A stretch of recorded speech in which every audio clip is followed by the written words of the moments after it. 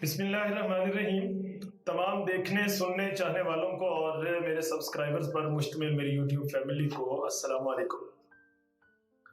This is Hafiz Abdul Rahman and you are on my YouTube channel counselling page.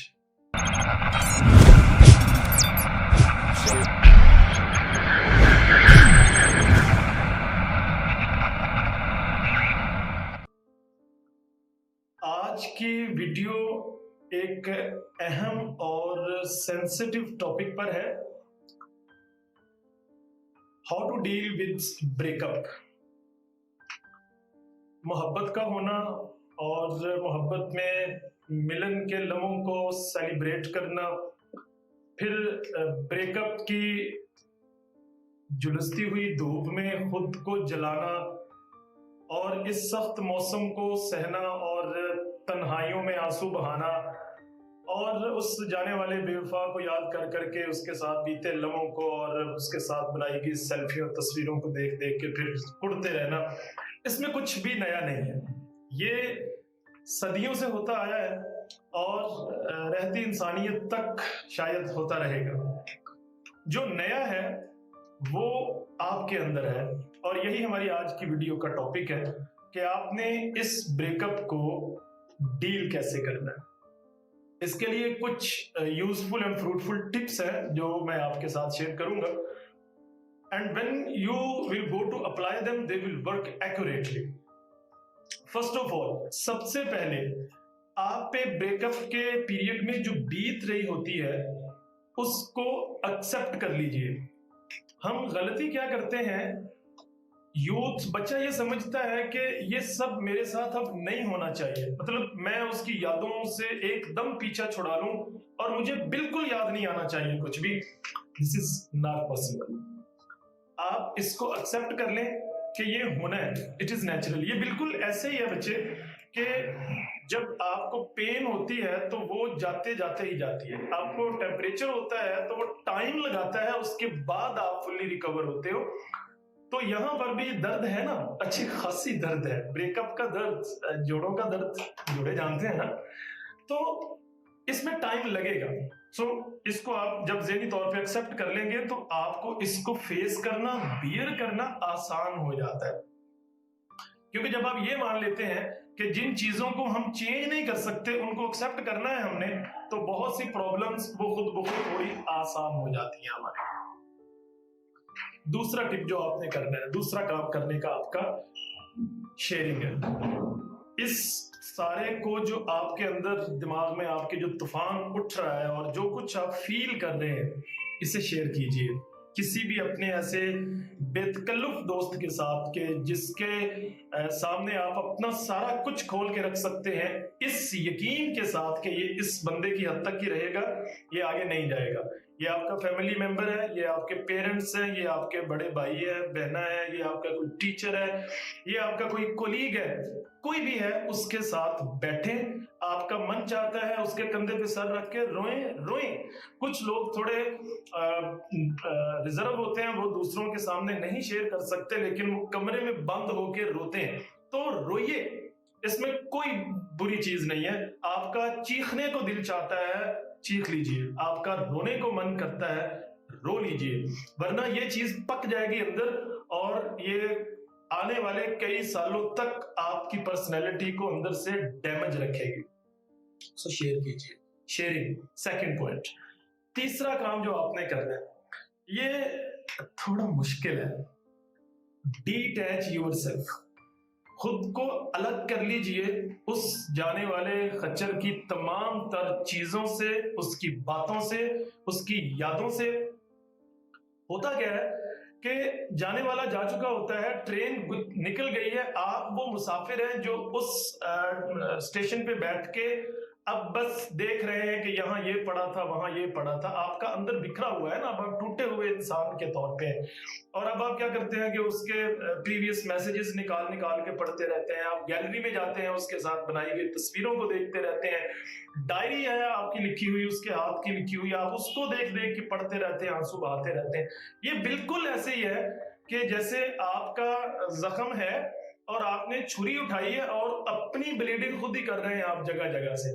जब तक आप इसको डिटैच नहीं करेंगे इस तमाम मटेरियल को, आप ब्रेकअप फेज से बाहर नहीं आ सकते। मुश्किल है, लेकिन क्या आपको नहीं लगता कि रोज रोज की कुड़न से एक ही दफा ये कर लिया जाए?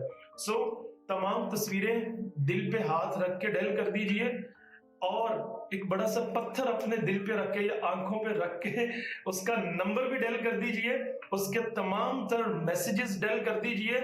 जिस वक्त उसकी कॉल आती थी, उसके मैसेजेस आते थे, उस वक्त में इतना बिजी करें खुद को कि वो वक्त कब आया और कब चला गया आपको पता नहीं चलना चाहिए।